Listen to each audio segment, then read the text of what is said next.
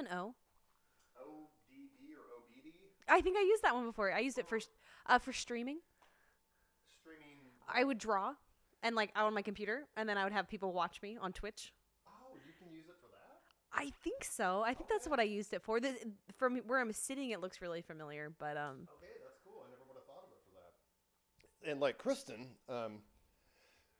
she started with this, and I think she's on a different software now, but she can wirelessly, and you can do it through this software. Maybe this is how you did it. What did you use for your video? So people, was it just your laptop? it was a screen sharing. So like because you couldn't see me, you could just see my screen. Right. Yeah. Oh, so you weren't using the camera, but the software will allow you to share your screen with other people. Yeah, because it had the option for camera or then other inputs, and then that. Okay. The one I used was. So Kristen will wirelessly connect. She has an iPhone, of course, with a great camera and video on it. Yeah. So she can wirelessly connect it to this software and the other one she uses, and then she'll put her camera on or her phone on a stand, and that provides the video while the microphone setup is the same as mine. But instead of using the laptop camera, so you get HD quality video for her podcast. Yeah, and Yes. that is pretty nice. So you, I mean, okay. You just this is why I love just starting, because you already said something I want to ask questions about. But we should do. I'll give you a little intro because I don't think you really know what it's about. No, not at all. Okay, so, and I end up telling this story. So I've tried to make it more concise, like my elevator speech, because I end up telling each guest the same story. So if one day I ever get some listeners, I don't want them to have to keep hearing the same story. Okay, fair enough. But back in the 90s, when my mom was taking care of her mother, and after her mom passed, I remember her telling me she had this idea of, I wish I would have had she did have a way, but I wish I would have sat down and basically interviewed my mom, because her mom was born like in the 1908 or something like that, Oh my goodness, 1912, okay, yeah. and then passed in the 90s. So if you think about what she saw in her lifetime, you know, from when they were still doing horses and buggies to landing on the moon and splitting the atom and mapping the human genome and all that. So she's like, I wish I would have just, even a handheld tape recorder, I wish I could have recorded and just listened to her stories of what she saw in her life and how she grew up and where she was from and people she knew. And she never did. But then it dawned on me, because my mom passed last year. And I had this inspiration ever since that happened. I was like, with technology now, you can do it. Just give me a laptop. Yes, and it's so easy now. And I was like, so I called it For Our Loved Ones, because it's just seriously about talking about where you're from, how you grew up, the family and friends that were important to you in your life, and even coming to currently, you know, however long it goes. But it's a way to now we can save it probably on a solid state drive, because they're a lot harder to damage. Right. But we have a way to pass this on to generations, whether you just have other, you know, nieces and nephews, or if you actually have children or whatever, but generations down the line are going to be able to watch these. Yeah. Because before you know, this kind of stuff was invented, the only way to pass history on was just writing it down, which is a pain in the ass. Yeah, and who knows how long that's going to last. Right. Not as easy to Exactly. preserve. So that was my inspiration. And that's why, like, I at this point, I'm just putting it on YouTube, because everybody can rip it or see it from there, I think. Yeah, yeah. And I can YouTube's also easy just to share know. the files. But that was the inspiration. We do have to get this out of the way, because this annoys my daughter so much, so I have to do it all the time. Kenny Chesney, No Shoes Nation rules, and Tom Brady is the best. Because I helped her start her podcast, and I was a guest several times, and I would always just do shout outs to Kenny Chesney and Tom Brady, and she would edit it out. She's like, no, Dad, we're not doing that. Oh, but now it's your podcast, and My you keep it in. podcast. Oh, I should give some thanks also to, we are at Alex and Kristen's home. Originally, I wanted to do it in the Third Times Me studio, but I like this with the open windows. I like this room better. It's a little, especially at night, it's a little darker up there. But I did do a solo podcast up there a couple nights ago, just to say, hey, Third Time's Me. Yeah. So that is it. Now, going back to what I just caught, you do like computer painting, or is it you're doing it on a laptop. You do artwork on a laptop, and you had people watching you. Yes, and it's been a really long time since I've done it. I feel like ever since I started working full time, a lot of my hobbies have declined. Costco does that to people. Yes, no, and it sucks, and I've been working so hard to make it happen. Sorry, I should probably introduce you. So this Oh, is yeah. Heather. We work Hi, together everybody. at Costco, and she's super awesome. She's been there since 2020, and she was kind enough to be a guest. So anyway, Yes. yeah. So you haven't had as much time to do it, but how long did you do that for when you were kind Oh, of man. hard at it? I feel like I started all the way back from like 7th grade is when I got into it. I was like, oh, art's a thing that I can do. And, no one starts good. And even then I have like so much to learn where Okay. I'm at. But I did it for so long that I feel like I got to a point where I was comfortable with it and comfortable enough that I could show other people where I was at. Did you start on computer graphics, or did you start with the pen and paper or whatever? I started with pen and paper, but a lot of the things that I found of people drawing were online. And Okay. so I was like, ooh, I want to do that. And there's ways to get around it. Like I had to buy certain things. Like I bought a pen tablet that connects to my laptop. And then So I draw you're on there. still doing it with a hand. Mm-hmm. Okay. Yeah, so the people that do it with a mouse are incredible, and I admire what they do, but I could never do that. Yeah. Have you tried it? I've tried it, yeah, and it's not easy. It doesn't seem as natural as holding a pen or a brush. Yes, and some people can do it, and I followed a couple artists that did, Yeah. and I was like, wow, the work that you do with a mouse is incredible. So is what you're doing, creating this digital art? Mm-hmm. Is this what an NFT is? Oh my goodness, I hope not. No, because I don't sell it. Okay, so I barely know anything about Yeah. NFTs, but Rogan, of course, I listen to him all the time. Mm-hmm. He had I forgot the guy's name, but he's like famous. I think he does a new NFT every single day, and he's like gotten really famous for doing it. Yeah. I still don't really understand what an NFT. I know what it stands for, but I don't. He creates digital artwork, but then do people buy it?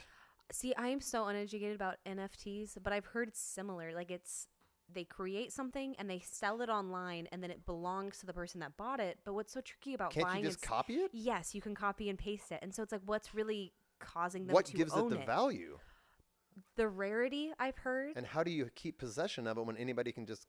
So they don't have any kind of feature like you can Google image anything and download the image, but the NFTs they can't stop you from downloading it. As far as I you know, yeah. I think if someone's like, "Oh wow, check out my new NFT I bought," like I could go on my computer, right click and save, and get it for free. and now I own it. God, Yeah. there has to be something that makes it unique from just a Google image.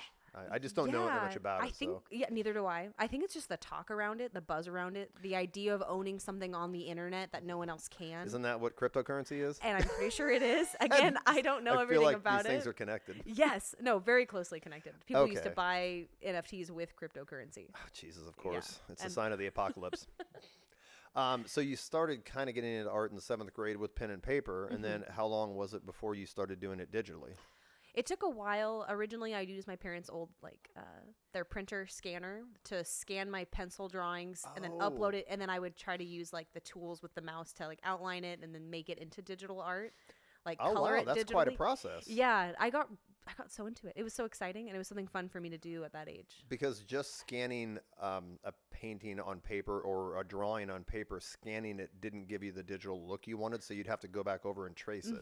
Yeah, Oh, because you could still wow. tell it was done with pencil when it was uploaded to the computer. But I was like, Okay. oh no, I want to be able to do what these other people are doing. So the point was to literally make it digital art, not just taking a picture of a painting or a yeah, drawing. and Okay. with digital art, there's so much more room for error because if you're painting and you mess up, that's you can just correct it. yes, Yeah. but on digitally you can just like what is it, Control Z and undo. Yes. Yes. And what was crazy about watching myself stream is sometimes I'd go back and rewatch it, and I'd watch myself draw the same line over and over again. I'm like, the first one was fine, but I Controlled Z'd like 6 times waiting for the perfect one.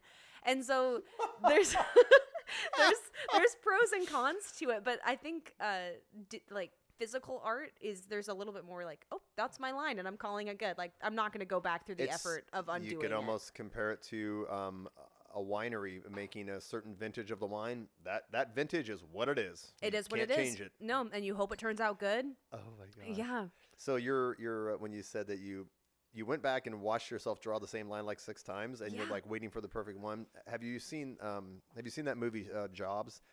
About Steve Jobs? No, I they don't made think so. 2. Made one with Ashton Kutcher, and they made one more farther after that with Michael Fassbender. You know who that actor is? No, I don't. Okay. I'm so out of Anyway, movies. I thought that one was amazing. They were both good, but the one with Michael Fassbender was just incredible. But anyway, there's a scene where they show him he's getting ready for one of the big Mac launches. It was one of the Mac launches in early 90s.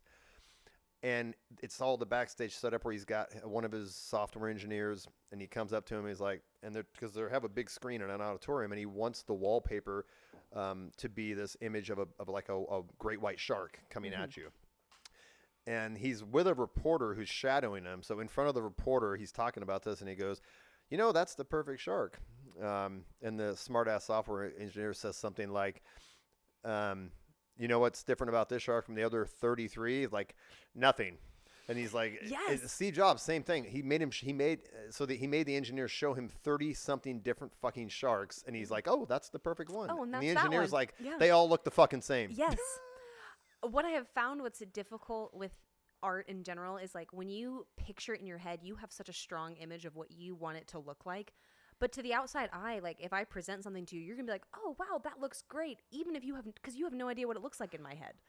Yeah. Okay. Yeah. Because you're seeing it for the first time Yes. with no prior knowledge or you're not biased. Yes, and I'm biased because I had this great image of what it could be in my head. And then what I did at this point in my life where I feel like I'm at with art is it still looks good, but I'm like, oh man, I wish I could have had more depth. I wish this color looked different or this, but you have no idea. You know what this reminds me of too? You sound, and you're all artists, you sound just like songwriters, musicians. Yeah. Because they create it from scratch, and then like say they put out an album, the 10 songs, the one they thought was good is never the one that hits. And they'll hear it on the radio after it's been released, and they're like, oh, that snare drum was in the wrong place. I could have so fixed this. It's the same with this kind of art. Yes, but somebody out there is like, man, that's my favorite song, and they love that snare drum there. Yeah. Or somebody will see a piece of art that you made, and they're like, oh my God, that's astounding. And you're like, yeah, I kind of screwed up this, and this should have been a different color. And I have found that's like the downfall of most artists is when you start pointing out what's wrong. Keep that in your head.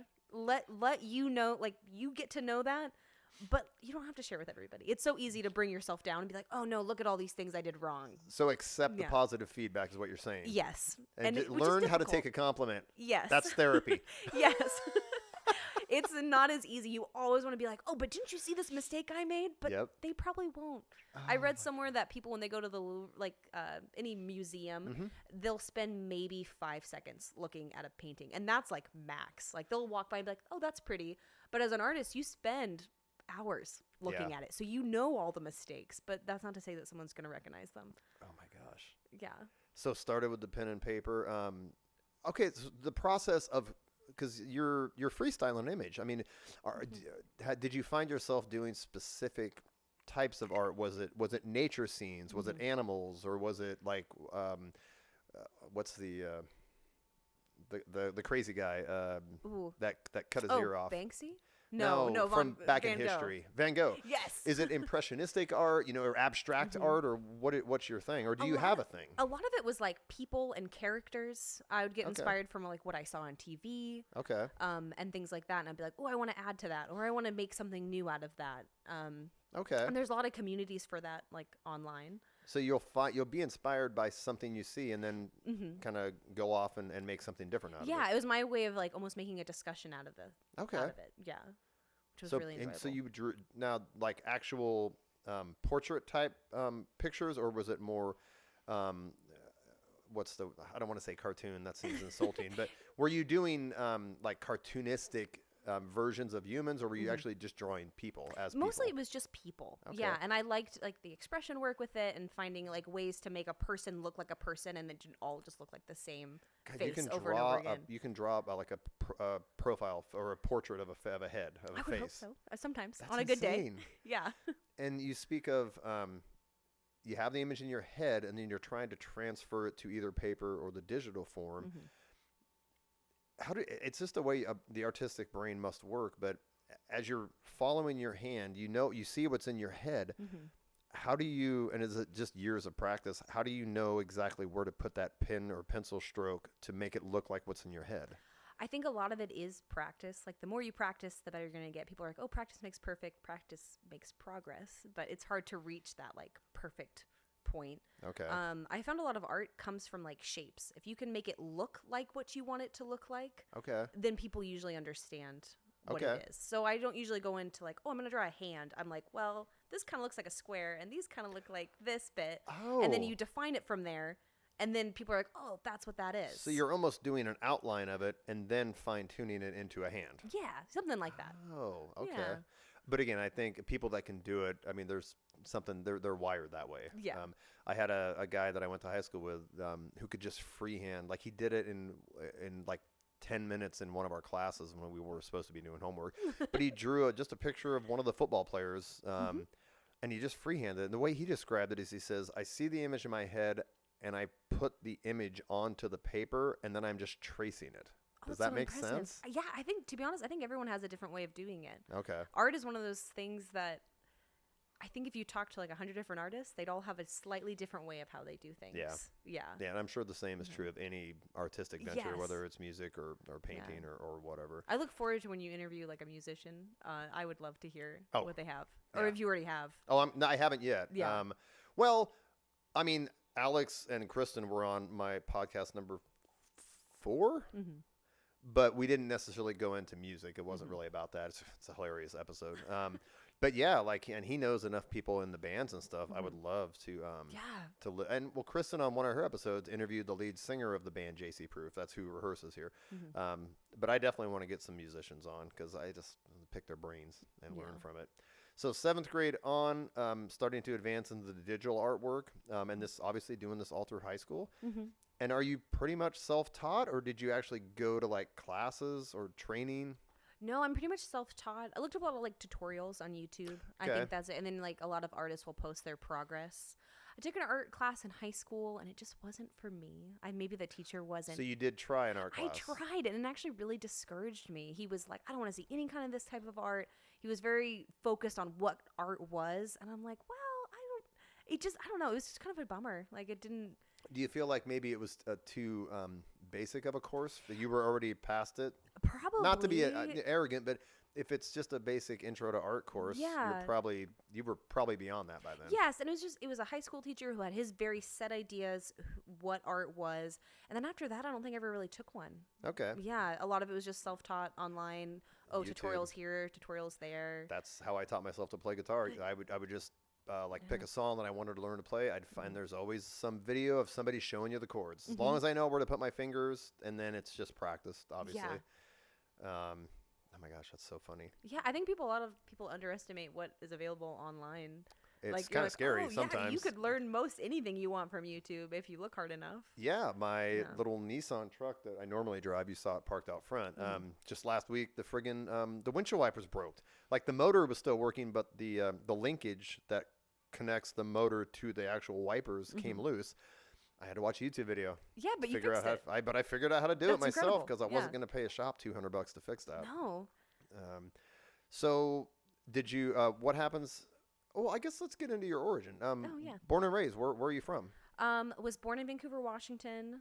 Around like 2nd grade, my parents started the process of moving, and then by 4th grade, we had moved out to Battleground, which isn't very far. Oh, okay. Same area. Same area.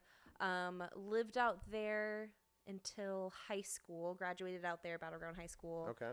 And then around the age of 23, I think I moved out for the first time. Okay. Yeah, it was me, a boyfriend, and then a good friend of mine who was also his sister. Okay. Yeah, we moved out, and then another friend moved in right before 2020.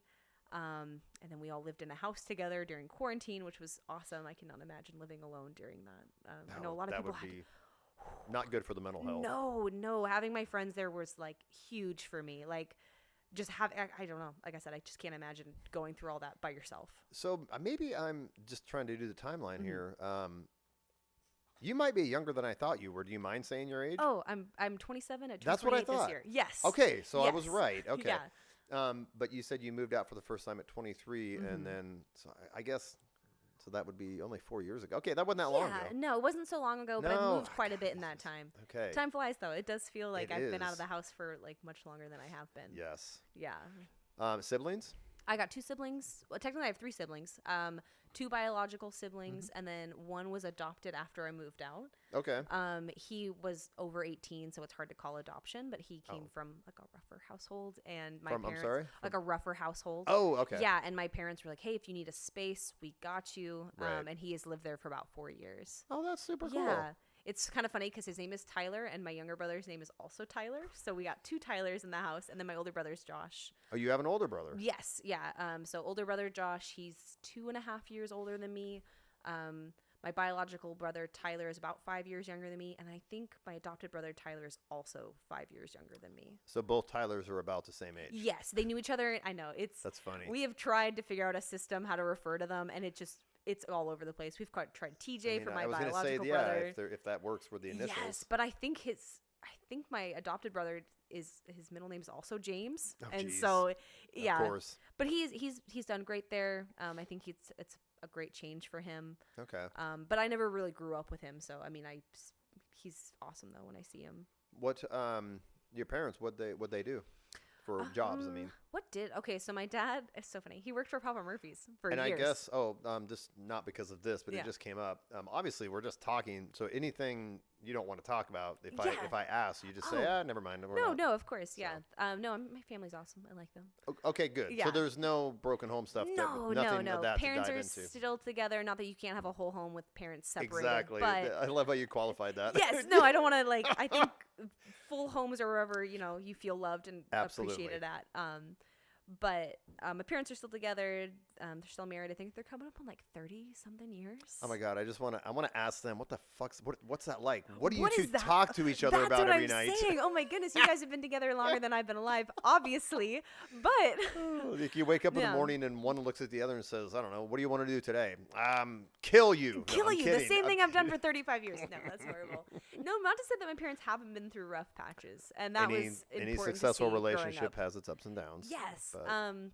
No, my dad used to work for Papa Murphy's, Okay. and then unfortunately, was it 2008 the housing market crashed? Yes. Yes, and he lost his job, and it was so crazy because we had just moved to Battleground, so we made that switch from Vancouver to Battleground. My parents built a house on this big chunk of land. Oh, they had geez. all these hopes and dreams for what it was going to be. And a big home mortgage. Yes, and then my dad lost his job. Oh, Jesus. And you know what? I didn't realize this as a kid, but what I admire so much is because now I'm an adult, I'm paying my own bills, I have my own rent, my own groceries, and I don't have 3 mouths to feed.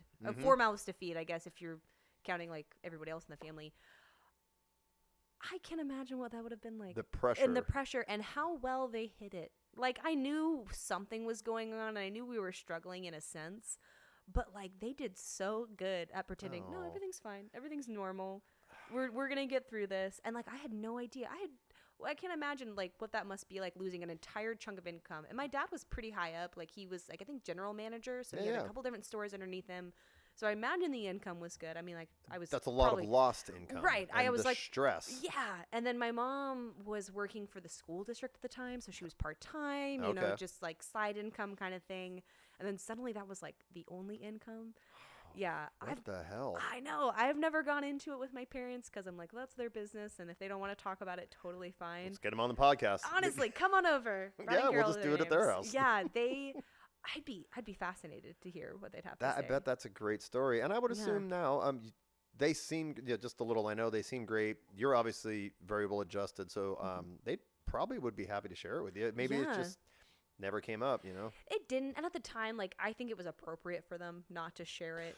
At that time, yes. I was You just need to worry about going to school and getting good grades. Don't worry about this adult stuff. I do remember they brought us into the room and they're just so you know, because I probably wanted to explain why Dad was going to be home all the time now. Right. And so they explained that. Now both my parents work for the school district. They're both pretty happy. What's he doing for him? He works for security at Battleground High School. Okay. Yeah, my mom works as it's kind of vague what she does. She goes and talks for career paths with kids going into high school. Hey, you're going into high school. These are all the things that you might have to deal with in the future. Is it still, is she getting more hours now, full time? I believe so. Okay. Yeah, she works full time and she even works part of the summer. Part of what they love is that they get the summers off. Right. Yes. That's why everybody wanted to be a school teacher. Yes. And I worked for the school for several years before I worked for Costco. Oh, okay. Yeah, 4 years. And I was going to do one more. And then 2020 came around. And they said, don't worry, you're not going to lose your job. And then a week before school started, they were like, we don't have room for you. So that's what led you to Costco? Yeah, yeah. I was in kind of like a loss. I had gone through like a decent amount that year. I think everyone did. Mm-hmm. And I was like, damn, that was really the last thing keeping me together that like felt like it. That was like the one sense of consistency in my life. You still had a job. I still had a job, and I still had like the team I worked with was incredible. The kids I worked with were incredible. And then suddenly I was like, I have nothing. And it was so scary. And my friends were like, Heather, I know this is a lot. We work at this place. You should just apply and give it a try. So it sounds like you really enjoyed your job at the school. I did. Was that something, did you ever want to go on and be a teacher, or was that something you were considering as a career path? I was considering it. It takes a lot more school. I currently have an AA, and you have to get quite a bit more schooling to go to be a teacher. I admired the teacher I worked for so much. He was so impressive, and he cared about those kids so much. He went to all ends to figure inspiring. Yes, like the accommodations that it took for each kid to work with was just impressive.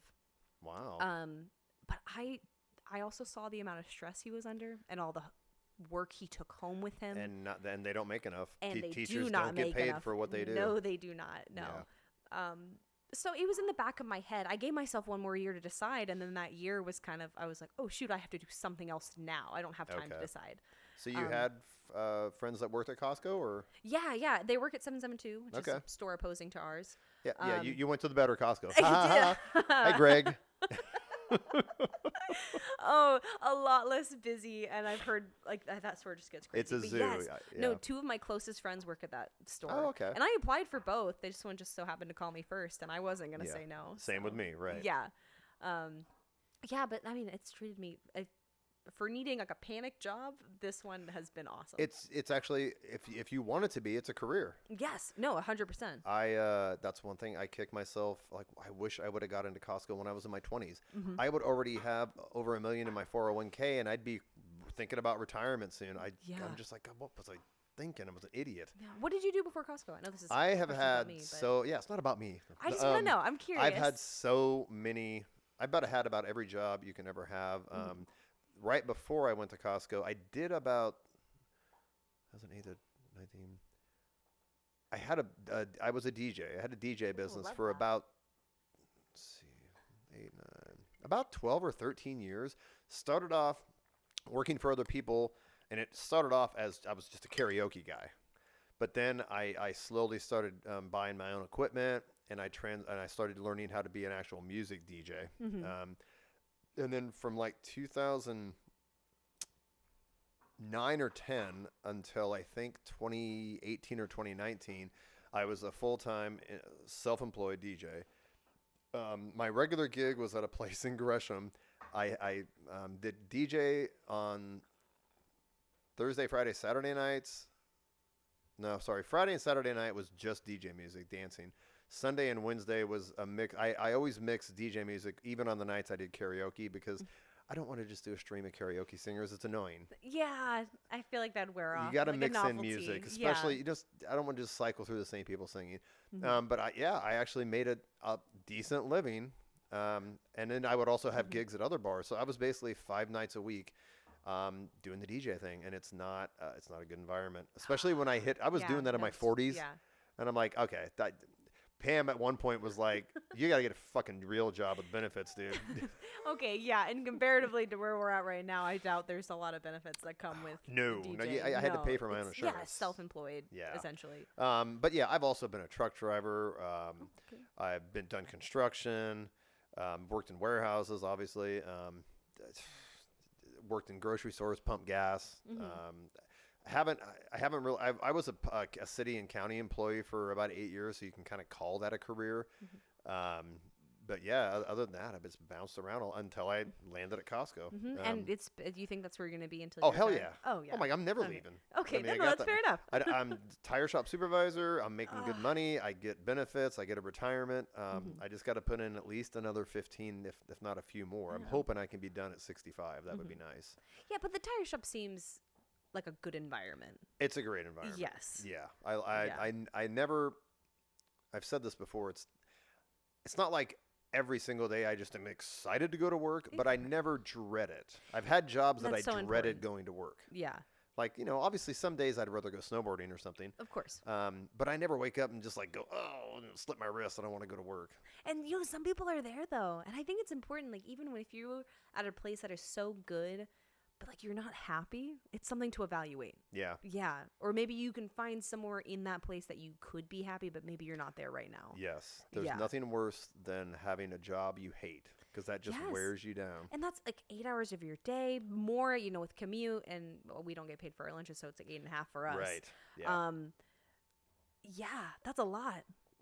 40 hours a week, 52 weeks a year. How much of that time you're spending hating your life? Yes. That's not healthy. No, it's definitely not healthy. No amount of therapy is going to fix that. No. Not until you find like a lifestyle change or a mindset change, something that can get you through that. Yes. Yeah. So, okay. So sounds like you came from a great family. Your older brother, is he married, single? What's he doing? He's single for now. He had a lady friend a couple years ago. Didn't really work out, and he hasn't seen anybody since. What's he doing for work? It's like he tells us it's confidential. Okay, then yes. we don't say it then. It's nothing bad though. He does computer work and it's military involved. Oh, so he just can't talk about what he's So he can't talk about the specifics, but he goes on and he evaluates programs. So he's a software guy, not necessarily like hardware building computers. Yes, he's just software. He just reviews, and he says he likes it. Did he go to school for that, like a tech school? No, or? he. Our whole family. It's kind of weird. My parents aren't artistic, but my brother and I were, and he went to school to be a 3D animator. Oh wow! Yeah, and he graduated from Washington University. Yeah, that's where he went. And he really liked it. He really enjoyed it. And then he learned all about the video game industry and kind of just That's kind of a big deal, I hear. Yes, the struggles. I don't know a whole lot about it, but the struggles that they go through. He was like, you know what? I don't want to live my life like that. Oh. Yes. Okay. And so then he had he just kind of worked his way around and kind of found this place where he's at, and he likes it enough. So he's not he's like a government contractor. He's not in the military, but he works for not military, but he helps them out, I guess. Right. As a civilian contractor, I guess you would say. Yeah. Never mind, we should stop talking about it. Sorry, bud. It's okay. To be honest, I've told you all I know. So I'm in communication with my family, but we don't there was no state secrets that were revealed here. Hopefully not. If someone comes knocking at your door, I'm so sorry. It's been a pleasure knowing you. Well, you did get an iPhone that people can track, so they know where you are. They probably heard all about this already. Then your younger brothers, are they just got jobs? Are they going to school or anything? Or Tyler, my adopted brother, is looking. He was working at Fred Meyer's for a while, and in Vancouver. Battleground. Okay. So they live out there. And he recently did some like nursing work at a senior home. And he said he didn't love it, but it was okay. So he's just kind of still between jobs. I think he's doing that part-time. My younger brother, Tyler, worked for the school for a bit, and then he eventually decided to not do that anymore. So he's kind of also between stuff right now. Well, and you said 23? 22. 22? I mean, they're still young enough. They don't have to have it figured out yet. No, and I think they're still just figuring out. They still live at home, and so they have that freedom to kind of, they don't have to worry about like a rent to pay or anything. Okay. So they have that freedom to kind of just Did you born and raised in the Vancouver Battleground area, are your parents from this area, or did they move here? They moved here. My mom was from Oregon. My dad was from California. I don't know how both of them ended up here. What cities in each state? I don't know what city my dad was from in California. My mom was from a place called Sweet Home, Oregon. You know of it? I have tons of family on my dad's side.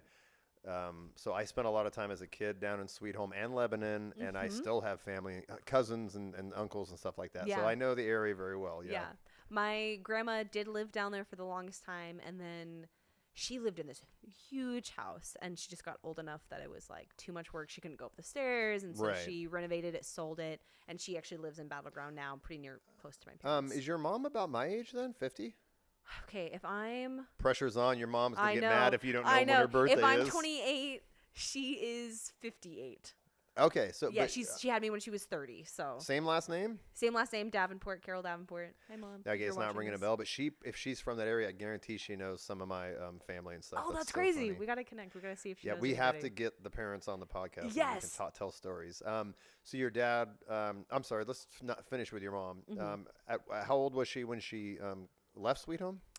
She used to tell me it was around 18, but then she thought about it and she thinks it might be closer to 20. Okay. Yeah, she house life was okay, but she was definitely looking to get out when she could. Okay. And then apparently somebody offered her a job up at like a Dunkin' Donuts up in Vancouver, and she Okay. moved out and she's like, "Okay, I'm going." And she went. She said she took a small box with her and she was out of there. Yeah. Crashed with a friend? Or? Crashed with, yeah, she moved in with a friend, so she had a roommate situation. Okay. My parents were pretty religious, so they met at church, and I think that's so like her friend had, So that's how she met your dad? yes, yeah, is through like a youth group. How long after she was in Vancouver did she meet him? Oh, excellent question. You don't know? I wish I knew. Yeah, no, I know some details of my parents, but not all of them. And you don't remember the city in California your dad was from, but was it Northern or Southern California? Or? I think it was Southern. It was close to like Anaheim. Okay. In that area, Disneyland was prominent. I know that. Okay, much. yeah. So that's it. And so they met. Do you probably don't even know like how long they dated before they got married, or? I want to say it was about 2 years. Okay. Yeah. So my mom moved here when she was 20-ish, and I want to say she got married around like 22, 23. Mm-hmm. Yeah.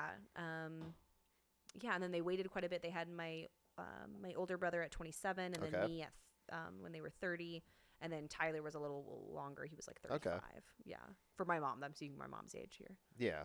And I mean that's totally reasonable. Yeah. I mean, I know back in the day, it was common for people to have kids a lot younger. I can't imagine. Oh, I'm right. 27 and I'm like, oh, you got a baby? Yeah. I mean, I became a father at 19. Yeah. Obviously, I am so happy it happened, but obviously it wasn't like we planned it. No. But hey, you followed through and it sounds like you were a great dad. I did a lot of things wrong, but me and Kristen, if you can even listen to the podcast, and we go to therapy together too. That's awesome. Yeah, we have worked through it, but no, I was always in her life and always there, but for a lot of years I could have done a lot better. Let's put it that way. You're 19. You're still a kid. That's no excuse. I know. I'm just saying that when I see a 19-year-old now, I'm like, that's a baby. That is what's so funny is I look back going, and obviously her mom was the same age as me, but I'm like, we had no clue. Her mom, we were together total 3 years, married for a year and a half. So Kristen was born in February of 92. Me and her mom got married in May of 92. And then we stayed together for a year and a half after Kristen was born. Mm-hmm. And her mom stepped up. Obviously, Kristen lived with her all through high school. And then she immediately from high school went to college and hasn't lived at home really since. But so yeah, her mom stepped up. Awesome, took care of it. She actually, I've told the story before, but I'll just tell you, when we got separated and divorced, I actually introduced her to her now husband. He was a friend of mine, and I was like, oh my gosh, I know a girl perfect for you. You're like, they I know ended because up getting I've seen married. her. They're still married. They have 2 other kids, half siblings for Kristen, and they live in Bend. So it actually worked out great. Yeah, but Cindy definitely stepped up. I was again, I was always in her life, always seeing her, but I could have done a lot better. Hindsight's 20/20. Again, I know you said it's no excuse, but you were 19. It was a baby. I know. Yeah. But looking again, you just said it. I'm looking back like, oh, if anybody actually having a kid at that age, unless there are obviously, I've noticed there are people that maybe they grow up with younger siblings that they're used to, and then just the family structure, like my wife's daughters, and even her son, they just have that nurturing, mothering instinct in them. Like you could ask them to babysit. They know how to handle kids, and they have a desire for it. So they would have handled it a lot better than I would have at 19. Some people know exactly what they want and when they want it, and they're ready for that time. Yes. Yeah. I think I got into my first serious relationship at 19, and picturing the rest of my life with that person, I'm just like, oh, we were both lucky that did not work out. Okay, and we're staying anonymous with that, obviously, but yeah, that's what. So this is interesting because I talk with Kristen about this, and she talks about it on the podcast. Do you have that desire for kids? It's like Kristen is still not even sure, and she's 31. I'm so torn. I look at a baby sometimes. I'm like, wow, you are so cute, and there's so many appealing aspects of it, but then it takes so much responsibility and so much sacrifice. Yeah. And sometimes I think I'm still. This sounds bad, but I think I'm like too selfish for it. Wow, that's exactly the way my daughter described it. She's like, I think I'm just a little too selfish. I'm a little too selfish. There's still so many things I want to do. Yep. And having a kid is incredible for the people that do it, but I would never want to like resent my kid. Be like, oh, I can't do this because of you. Right. Yes. And so at where I'm at right now, I'm still very much undecided. Like the idea of having a family sounds great. I think that's super. That's your self-awareness though, and the fact that you know that is super healthy. Yes. Yeah. Because I think a lot of times, especially growing up, I think it's more accepted now. But you were almost expected, like, yes, you will get married, you will have kids, and that is your life. Well, and I don't want to dive into this because I don't want to get into that discussion. But I don't know. I'm just guessing, coming from the religious upbringing background, isn't that that's kind of encouraged among religious families? I would think to be fruitful and multiply. And what's interesting is a lot of me and my cousins were raised very religious, and we've all kind of strayed from that, and there has been no kids among any of me and my cousins. And I don't know. I'm not saying there's any connections there. It's an observation. It is an observation, yes. And one of my cousins did end up adopting, and it was under a very great circumstance, and their kid is great, and I've met him several times, and he's awesome. But yeah, we were all raised pretty religious, and then we're like, oh, well, we'll see how this goes. Okay, yeah. That's another parallel with my daughter. Jim and Cindy, her mom and her stepdad, were very conservative religious. And from the time she left the house and went to college, it's just been a steady, kind of like you, getting away from it. Yeah. Having her own beliefs, discovering her own beliefs and her own thoughts on things. So not disparaging anybody's beliefs, Never. Obviously. No, I respect that 100%. But it is, and I wonder if, you might not even be able to comment on this, but does it say something about your generation that's becoming more common, or is it just that I just happen to randomly know people that are like you and Kristen? I think it's becoming more common because there's so many different outlets to find new information. Right. Yes. I was going to say that. Yes, you hear so many different perspectives and where people are at, and even if it's people you don't know directly, you still hear stories of like, oh, well, this is how I see things, or this is how I see things, and so it just allows more. Like I said, more perspectives, and where people are coming from. There's just such a flow of information, and you have more because of the internet. You have connectivity with people across the world from different cultures, different countries that, before that you would never know. You would never hear these perspectives or these thoughts. Yeah, and so there's just so much out there. So I don't think it's like, it's just kind of like a questioning period. You're like, what is really out there, and like, what do I think, opposed to what I was raised as. Yeah. Yeah. And I feel like I was talking about this with somebody recently, but it wasn't on a podcast. Is I'm very science oriented, facts, theories. But I don't know if you can say it's been proven, but once you get down with like quantum theory and on a subatomic level, literally everything in the universe, whether it's a star or a plant or an animal or a human or a rock, when you get down to the subatomic level, everything literally is connected. Yes. It's all connected. Doesn't mean that everything is sentient or has awareness or has a mind or whatever. But I think I'm starting to think that all of these throughout history, everybody's different religions, their different beliefs, and not even if it's a religion, it could be spirituality, or it could be astrology, and you're doing tarot cards or having psychic readings. I think they're all talking about the same thing. It's all similar, Yeah. I love hearing about astrology. I tell people, like, I don't think astrology are facts, but I do love hearing about it. Yep. Yeah, there's something about like if something will go wrong, I'm like, ooh, is it a full moon today? And sometimes it is. Yeah. And my mom actually was really big into astrology. She she did my chart, she did her chart.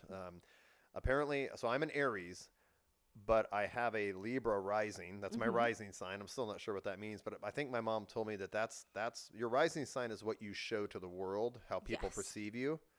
And then so what that means is, I come across as a really nice, sensitive, kind guy, but at the heart of it, I'm an Aries, which means I'm an arrogant bastard. I wasn't gonna say anything. But you knew what Aries meant, probably. I know. I've known a handful of So Aries you've in my dabbled life. you've dabbled enough in astrology that you know what the well, signs I'm a mean. Gemini, so you've heard about those. Which one's what month? June. I'm a late June Gemini. Actually, I don't think I know about Geminis. Oh man, Geminis get such you guys a bad just rep. fucking crazy. Apparently, we're very two-faced and mean. I'd like to think I am not. You're breaking the mold on that I'd one. like Come to on. hope so. Where does yeah, that no. come from? I know. I see. That's why I say astrology isn't fact. I think a lot of people will break the mold. I don't think you're a bastard. Yeah, let's do a I said arrogant. I did say arrogant bastard. Okay, I'm not a bastard, but I am an arrogant son of a bitch. Okay. Well, hey, and you can own up Just to ask that. anybody at the tire shop. I did hear that I think like I'm a Gemini in my sun, a Gemini in my rising, and then an Aries in my moon. I don't know what all that means. But And that's I the haven't last heard time of I the looked at. in your moon or your sun, so I don't know what mine are. Oh, Riley. I'm pretty sure you're Oh not my- supposed to be on the couch. I'm so sorry. ridiculous. I'm sorry, I should've encouraging caught her. it. I'm so sorry.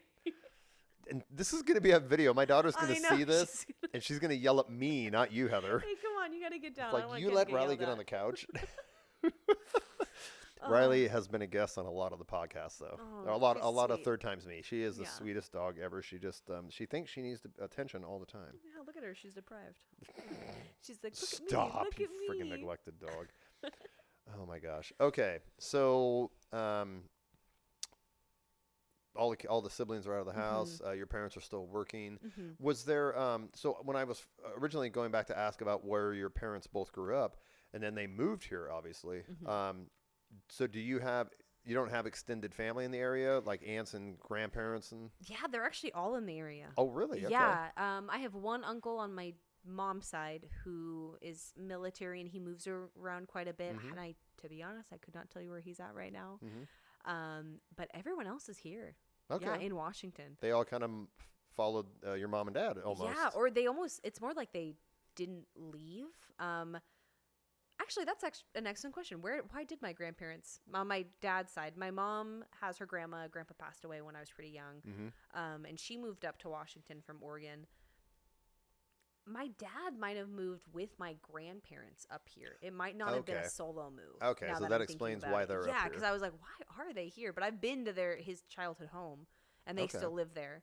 And then, yeah, there's all my Your uncles dad's and aunts. childhood home. Yes. You've been there. I've been there, Were yeah. you young? No, they still live there. My grandparents still live When's there. the last time you were there? It's been a while. Were you an adult? Yeah, And yeah. you still don't know the city name. Oh, no, it's This in is Vancouver. what- this It's in is- Vancouver. Oh, I thought you meant Yes. the California one. I'm sorry. No, not the Okay, California okay, I was one. gonna No, make fun of you. once they've moved up here, yes, Okay, I've been to okay. that home. But no, I've not been to his. I shouldn't say his childhood home, Okay. but the one that they did grow up in when they lived here. Right. Okay. Yeah. Yeah, it's crazy. There's still like a chart on the inside of their closet door when you walk in of all of our heights growing Seriously? up. That's yeah, awesome. yeah. So we went there for a lot of childhood Oh my gosh, that gatherings. is super cool. Yeah. So now, I kind of caught up with your work history. You might not want to say this actually, but unless the answer is yes, are you going to make a career out of Costco, or are you still like, look, this is a pretty good gig, but I'm not gonna say 100%. I'm not gonna say 100%. Right. I appreciate Costco for what it's done for me, but it's so where I'm at, like working with people all of the time, and the people, like, it's so tough because 95% of the people that come through are pleasant and they're nice. And then you get those 5% that you're like, you are going to make me rip my hair out. You are making me go crazy. And it's little things like that I'm like, oh, am I cut out for this? It Is this it? Yeah, I think they say like if you want to, the entire retail industry, I think Costco is the best of that environment. Yes. And I think it makes a big difference that people pay to shop there. That 100%. helps. Yeah. They But don't it's wanna lose their still membership. retail. It is still retail. And they say if you want to learn to hate people, work retail. And it has been such a trip because, so I worked at the school. I had about 9 months of isolation from people, and then I worked retail. Oh God, that was like culture shock. Yes, it was. And at first I really enjoyed it. I was like, wow, I get to see all these people per day.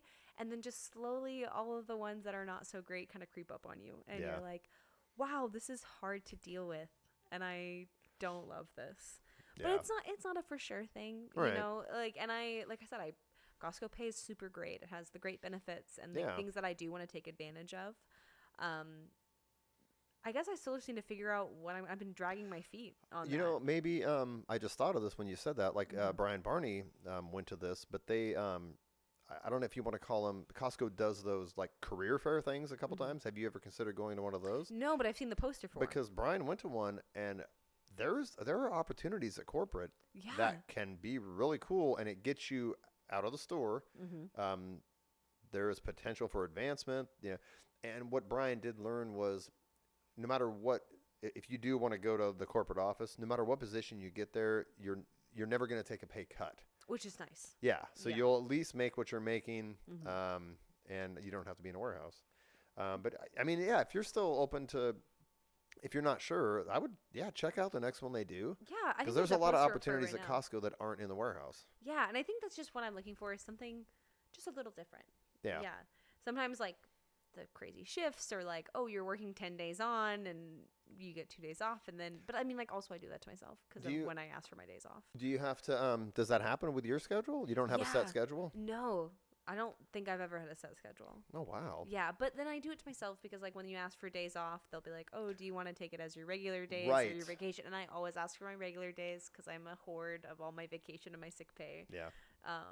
So that's why I end up in these situations. Oh, so I see. When you put a time off request, you say just make them my RDOs. Yes. Oh, you don't keep your RDOs and then use oh, I see. No, okay. And so like I said, I do it to myself. Yeah. If I had done this any differently, it would be better. But yeah. So but hey, having lots of PTO and vacation time is a good thing. Yes, and so then if I ever fall really ill or get really sick or need to go somewhere, something comes up and you really need to take 2 or 3 weeks off to go on an amazing vacation, you have the time. Yeah, my parents are planning a trip to Maui this summer, and they were like, "Oh, you want to come with?" And I was like, "Oh, maybe." I think that Maui. I think that's where Kristen and Alex are right now, if I'm not mistaken. Yeah. It looks incredible. Oh yeah, I've never been, but I'm sure they're having a blast. Yeah. Not jealous at all, dealing with your stupid dog. Oh my gosh. Look at you. She's so cute, though. She is a spoiled little brat. Cute. You gotta get down. But she is the prettiest dog ever, and she's just a sweetheart. Riley. Hey, all the way down. Come on, Riley. There you go. Oh my gosh. I started something now. Yes. Yeah, but no, career-wise, I'm happy. Yeah, I mean, again, Costco's a great company. Yes, yes, and I think you worded it well. Of all the places to work in retail, if you're going to work it's about somewhere, the best. It's about the best. They actually take care of their employees with benefits and pay. Yes, and they give them to stick around. Yeah. Yeah, which is impressive because I imagine, at least I've heard the turnover for other retailers is gotta be pretty high. Yeah. Because everyone's like, no, I don't want to stay here. For what? Why would I do it? And then just Costco gives you that reason to stay. Yes. Yeah. Well, and the incentive of the pay steps, I think, helps too. Yeah. And the fact that they actually pay a livable wage, which most places don't these days. Which is crazy because when did $15 become not a reasonable, like a livable wage? God, and then, don't get me started on this economics topic, dude, because I'm like, I'm going to be careful what I say here.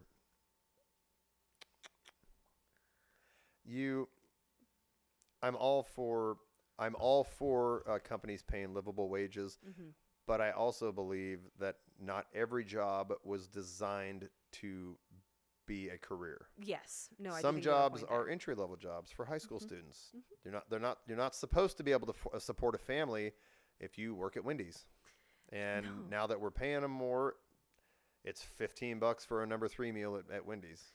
Which sucks. Yeah, I had talked to a friend that went through like Burgerville the other day, and they're like, "When did it become this price?" And it's because they have to pay them so much. And more. I don't have the answer. I mean, there's I've heard people talk about universal income, where everybody gets the same. And I'm not smart enough to know what's right or wrong, but there is certain things. Everybody should have access to healthcare, I think. Everybody,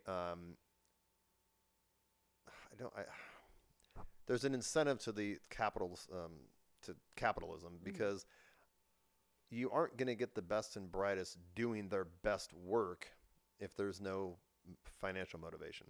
Yeah, yeah. So if you want these incredible breakthroughs in technology or scientific developments or industry, if everybody's on an even playing field, what's the incentive to do great things? Right. Some people will do it by nature. Like you create art. Yes. Yeah. I think and that's just because you have that drive in you to do it. But when it comes to like the infrastructure of a country or a society or a civilization, like I want my doctors to get paid very well so they're motivated to take care of me. Yeah. No, and that's a great point. I didn't think about it like that. Yeah. So but I also don't want to see people that can't afford to rent a studio apartment. Yeah. Which is insane. I mean, a studio apartment should not be $2,000 a month. That's insane. Some of them are. Yeah. I have a friend living in a studio apartment right now, and it's about $13,000 a month. In San Francisco? No, here, downtown Vancouver. It's 1,300 or 13,000? Oh, 1,300. My bad. Okay. Yes. No, 1,300. But that's still insane. Yeah, 13,000. Jeez. Yeah. Maybe in New York, but no, not here. 1,300, and it's still, it's quite a bit. And cute apartment. I've been there. I love it. But not. It's a studio. It's not worth 1,300. No, it's a crazy amount to have to spend, and he can afford it, and he does great. But still, I'm like, that is a lot. I don't understand. It's a difference with the younger generation, like yours and my daughter's. It's become a thing to just rent now instead of buying, and the rents they're paying are more than my mortgage. Yes, yeah. I don't understand how that makes sense because I feel like you're literally just throwing that money away. Yes, no, and a lot of the times I've heard, I have not been applied for any housing loans, but a lot of times people will get denied a housing loan even when they could afford the mortgage. My friend was so smart. We lived together. I mentioned this briefly in a house 2020. Okay. And she met a guy there. He's awesome. And they were looking to buy a house at the end of 2020. Okay. And they ended up buying one early 2021. But at the time, we're like, oh, it's so soon. Like, don't you want to keep living together? Like, we missed her, we wanted to live with her. Right. But they got in the house marketing such a good time. And their mortgage, like, is split down the middle, is probably like what she pays for her half of the mortgage is probably less than what I pay for my rent. But that's not including utilities and whatnot. Right, but right. Still, she's just it's an awesome spot for her.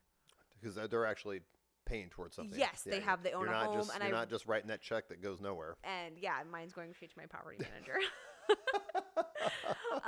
No, her house is so cute. They have done great things with it. It's a joy to be there when I visit.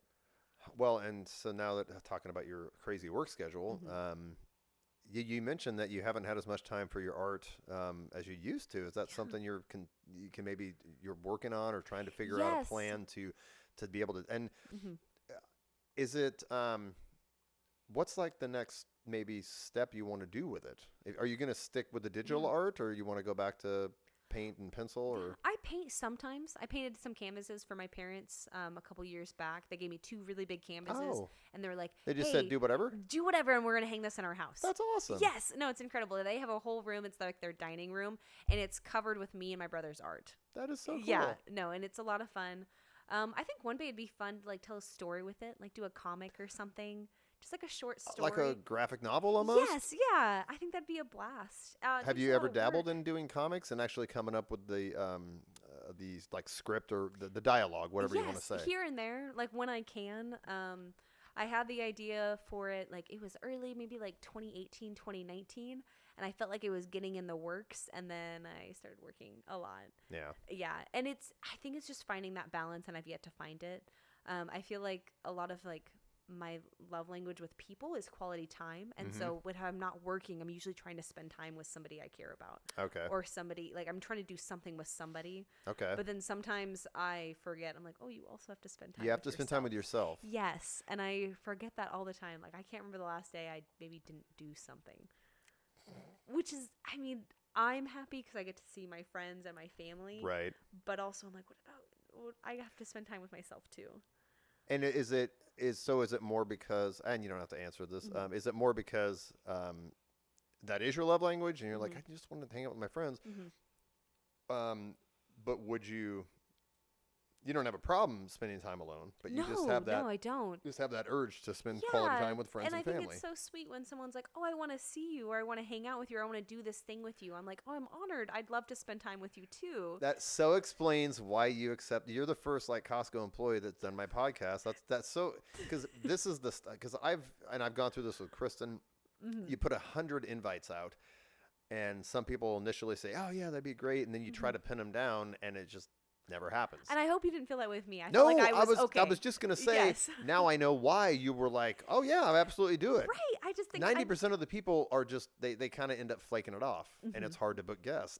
But you are, the fact that I ask you because of your nature, you feel like it's an honor. Yes, and no, and I think it's so It sweet. seems so that silly to do somebody, this stupid podcast. No, but I wanted to do it. I'm like, wow, that's something I've never done before, and I think it's so important to do new things and try new things. Oh, that's and especially so funny. when you get to do it with somebody that you like. You're like, oh, I like you as a person. Let's do this thing. That is so funny. Yes, that I'll end up doing, and I found a lot of new like hobbies and activities I like to do because someone's invited me to do it, and I'm like, oh well, I wouldn't do that by myself, but because you invited me and you wanted me there, sure, I'll go. I'm like, that's awesome. That is so cool. Oh my gosh, but that explains why it was so easy to book you. Yes, and now we have to get Anna on here. Yes, and I'll do Anna and Matt.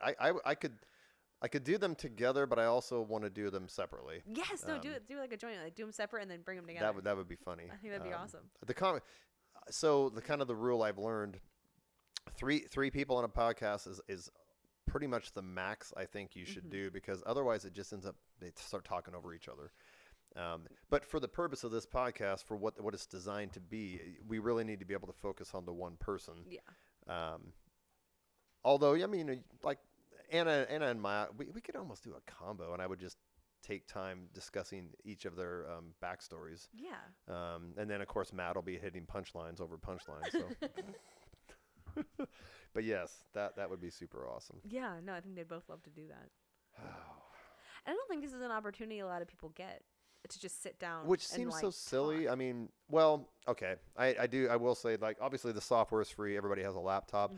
But I guess not everybody has mic stands and microphones and a mixer and all that. Yeah, all the stuff that make it feel. So because of all my years of I've run sound for live bands, I've done the DJ thing, I do weddings. It seems super simple to me because I've been in that world for so long. But yeah, like I don't know, if the average person walked in and looked at all this equipment, they might not even know how to set it up. No, probably I would not be able to, if I'm being honest. Super easy. It's so easy to teach.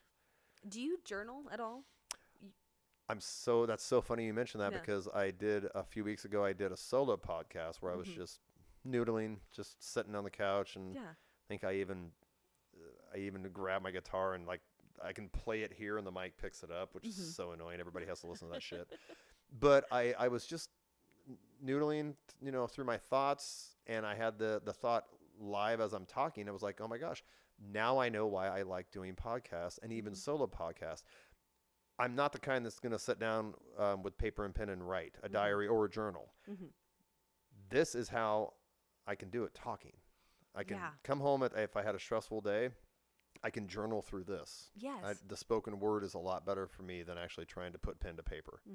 Wow, that's very insightful. Yes. No, I think it's incredible. And I've tried to journal on and off throughout the years. A lot of times I fall off of it, but then I'm like, it's so interesting to be able to read what I wrote a year ago and be like, where was I at? What was I thinking about? What things were what was I worried about a year ago? Or what was making me feel good a year ago? What did I want to work on a year ago? And then be able to look at that, because you forget, time gets all funky. You forget, like, where was I, or what was I thinking, or was that a year ago, was that 2 years ago? Yes. And so I try to do at least like 4 times a month, just 15 minutes, like so it's like once a week. Yeah. And then just be like, where am I at?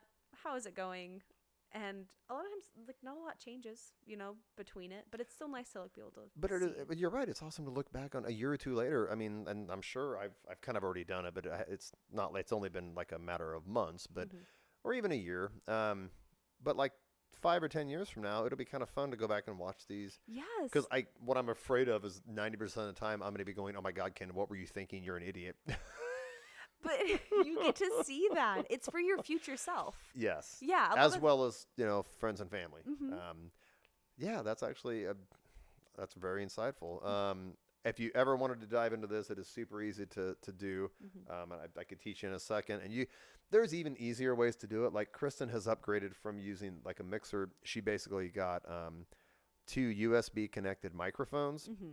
So she can run the microphones, just connect them to her laptop through a USB, and then the software she's using has its own built-in mixer in it, so she can do all the sound control. All she needs to do a podcast is she packs it up in a case, her laptop, the 2 microphones and some cords, and then of course if you want a mic stand, but you could also do the handheld thing. Yeah. But it makes it easy to travel with. It's nice that it's not handful held. I talk with my hands so much that I think it would be. That is exactly why I like to have mic stands, because I want people to be able to be expressive. Yeah. And they're going to keep me moving the mic around, and you're not going to hear it. them. Yeah. No, I think this is a smart move. And you're right. I actually have not noticed this has been here most of the time. You forgot about it. I just looked down at it. I'm like, oh, wow, you're right. Oh, there's a microphone there. Yeah. But no, it's been very casual. It's been yes. Once you get into the conversation, you kind of forget it's there. Riley, you are spoiled. You're not allowed up here, but you're so cute.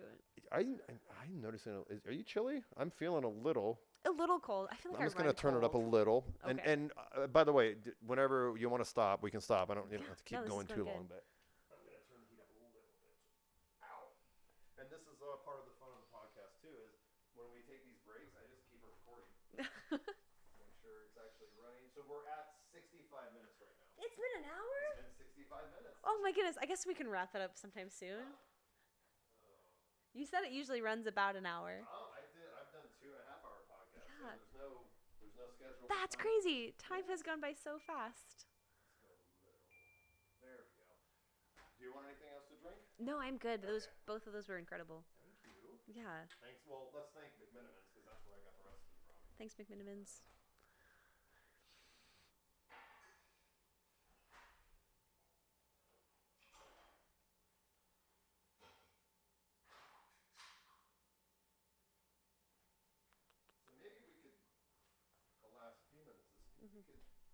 Watch out. Go on. Hey, come here. No, you're bad puppies.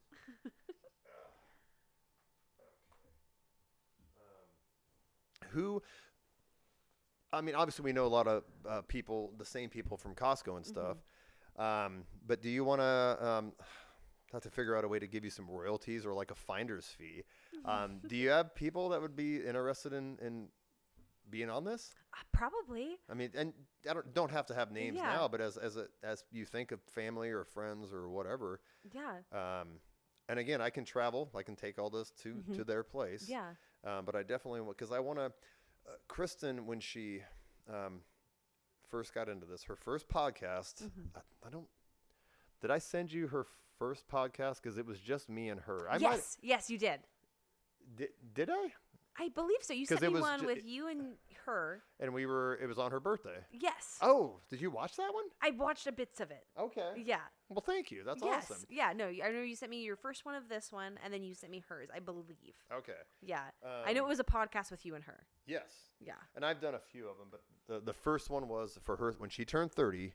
Her grandparents have a cabin. I mean, it's a nice place over in Central Oregon, outside of Redmond. It's called Brasada Ranch, so it's kind of like a Black Butte, Sun River type place.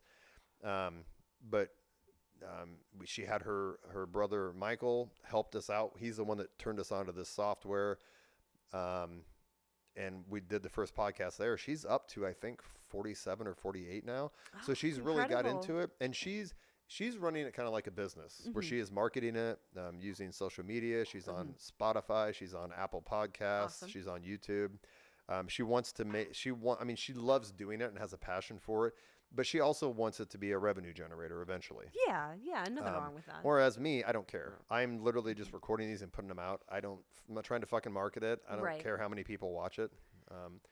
But she's serious about it, and she paid, I think it was last summer. Yeah, she went, I think it was in Dallas, Texas.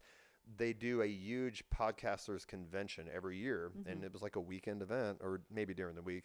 But she went to that and learned a lot, made some connections, got inspired. But one of the things she got out of that was that 99% of the people that started podcasts don't make it past episode 3. Oh, no kidding. Yeah, which is probably true in a lot of things, a lot of ventures. Yeah. But she was like, she's on 47. I'm on, what did I say? You're 7, I think. I'm 7. So I've already broken the mold. I'm on 7. Obviously, awesome. I'm going to keep going because it's easy. Yeah. Well, I think the reason you're doing it is incredible. Oh, thank you. Yeah, well, because you're just documenting other people, and I think that's really special. Well, I have always, I can just talk to anybody. Like the stuff I already learned about you with your art and your background and your family and perspectives and jobs you've had in the past. And I love to, I'm constantly learning. And the more people you can talk to who have had different backgrounds and have come from different places, been through different experiences, I never want to stop learning. But I also gain so much knowledge and insight by listening to other people's perspectives. God, I think we've lost that in society now. Everybody thinks their way is right. Their way of thinking is right. Like, no, I want to be proven wrong. Yes, yeah. Please. I want to learn that my outlook on something or my opinion about something was wrong. I want to become a better person. So yeah, that's why I like just talking to people. I thought it was so interesting when you started this. You talked about your mom's mom, who had those experiences from 1909. You said. I should know the year, but it was before 1910 when she was born, I think. So before I worked at the school, I worked at a senior home.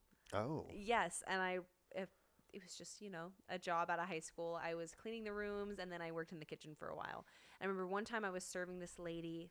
Don't remember her name. I wish I did. It might have been Dottie. Okay. It was not Dottie. No, I'm thinking of it wrong. I think her name was Maud. Anyways, that's totally a name from that generation. Yes, she was 100 years old, and the things that she had to tell me about were insane. Like, she told me about the Dust Bowl, like things like that, like things in history. Because she lived through it. This is stuff you read in history books, yes. and she lived through it. And she was just able to sit there and talk to me about it. And I wish I would have recorded it. Like, all I remember now is that she told me about the Dust Bowl, but I don't. She could have told me so many other things, and I would have loved to hear them. Yeah. But so I just thought that was crazy. How you talked about it. That's exactly what I'm talking about. Yeah, and there's just so much to know about people. And especially as the world speeds up and technology advances, I mean, the stuff that we're talking about right now, which is cutting edge, in 30 years, it's probably going to be obsolete, even before that. But can you imagine just the next generation is going to look back at this and go, oh, that's weird. They, I don't know, they had to have mic stands, and now we have microphones that just float in the air in front of your face. Yes, it's like and it knows the exact way to and go. The mic is like that big, and you don't even notice it's there, and it floats. Yes. It's like a drone. Microwaves were unheard of like 50 years ago. I remember my mom talking about like their first microwave in the home and how they used to have to boil food, and now they could just heat it up, and it was this huge thing. And and to me, I'm like, oh, that's interesting, but I literally can't imagine a world where I can't just heat up my food so fast. Right, and if you can audio and video record the people telling these stories, then I feel like you get a better picture of what it was like and the awe of it. Yeah. Instead of just reading something in a book. Oh, microwaves were invented in 1950. Oh, great! But I have no idea what that was like for them. And you have no idea how it changed their life. So, wow, that's cool. I will take all the references you can give me. Yes. No, of course I can think of movies. And again, there's no. Well, I have learned, because I mentioned the problems trying to book guests. I try to reach out, let them know I want them to do it, maybe follow up once or twice at the most, and then if it's just not happening, I just leave them alone. Yeah, and that's probably the best way to do it. Which is probably true about anything you're asking somebody to do. Yeah, if they come around, they come around, but if not, like I said, I'm so glad that you had me. Oh, I had a really Heather, good time. By the way, you were an awesome guest, very well spoken, very insightful. Thank you. And just an amazing person. So you're too kind. No, just speaking truth here. Oh, and thanks for putting up with the dog. Oh my goodness, no, she was a pleasure. She's kind of like the star of the show right now.